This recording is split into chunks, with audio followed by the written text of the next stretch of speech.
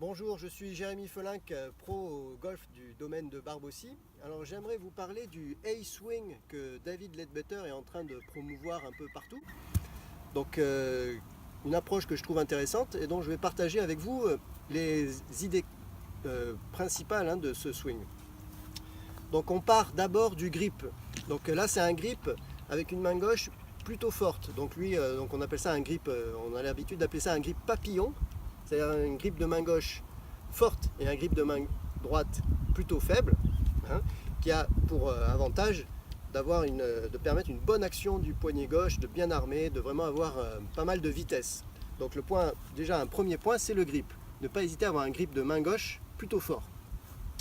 Le deuxième point important, c'est dans le backswing. Alors dans le backswing, l'idée simple, c'est de raccourcir le backswing. Alors on sait que David Leadbetter a déjà eu cette idée-là, notamment avec Nick Faldo, d'avoir un swing de pré-armer le club.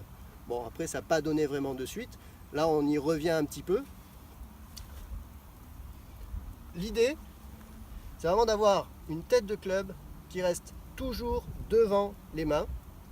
Donc, il y a les mains qui circulent ici, la tête de club qui circule beaucoup plus à l'extérieur.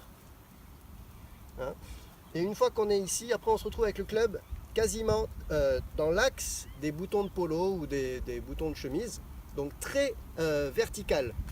C'est assez, c'est assez exagéré là, mais lui il l'explique vraiment comme ça, c'est-à-dire il faut que ce soit entre ici et ici, mais très vertical. Et une fois qu'on est dans cette position-là, on n'a plus qu'à faire un pivot. Donc ce qui va amener le club en haut du backswing, c'est une action de pivot. Alors après lui il le différencie, il fait la différence entre un pivot et une rotation. Donc c'est vrai qu'on le voit des fois, c'est une mauvaise conception chez les joueurs. Donc vraiment l'idée c'est de pivoter plutôt que de tourner. Parce que là vous pouvez vous retrouver avec des angles d'épaule pas bons. Donc l'idée c'est pivoter plutôt que tourner. Donc ça c'est sur le backswing. Donc on démarre surtout un démarrage ensemble, les épaules et les poignets, la tête de club vers l'extérieur, et ensuite on se retrouve avec un club très vertical et on finit et on tape. Donc il le fait même en plusieurs étapes. Pour le ressentir en plusieurs étapes, il le préconise aussi. Alors ce qui est intéressant aussi, c'est le release. Donc ça on en discute souvent. C'est la manière dont passe le club à travers la balle. Et donc il fait bien attention de dire que voilà, c'est pas une pronation. Alors on voit souvent des personnes qui nous expliquent, il y a toujours des gens qui expliquent mieux au practice, c'est souvent pas les meilleurs joueurs, mais qu'il faut enrouler. Donc la pronation, alors c'est vrai que ce qui est intéressant, c'est ce que m'expliquait François Lamarck, qui est pro ici avec nous et avec qui on discute beaucoup de techniques notamment, c'est que la pronation, si vous la faites comme ça, votre balle elle va surtout vers le bas. Alors que si vous faites un lancer beaucoup plus comme ça ici, votre balle elle a quand même plus de chances d'aller vers la cible.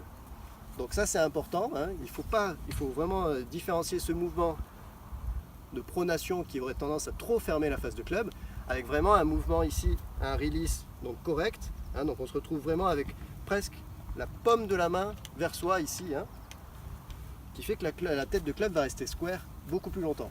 Donc voilà ces principaux aspects dans le swing de A-Swing de David Leadbetter qui sont très intéressants, qu'il faut essayer.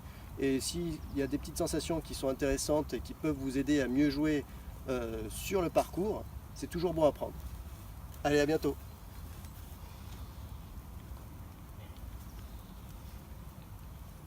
Ici, et on tape.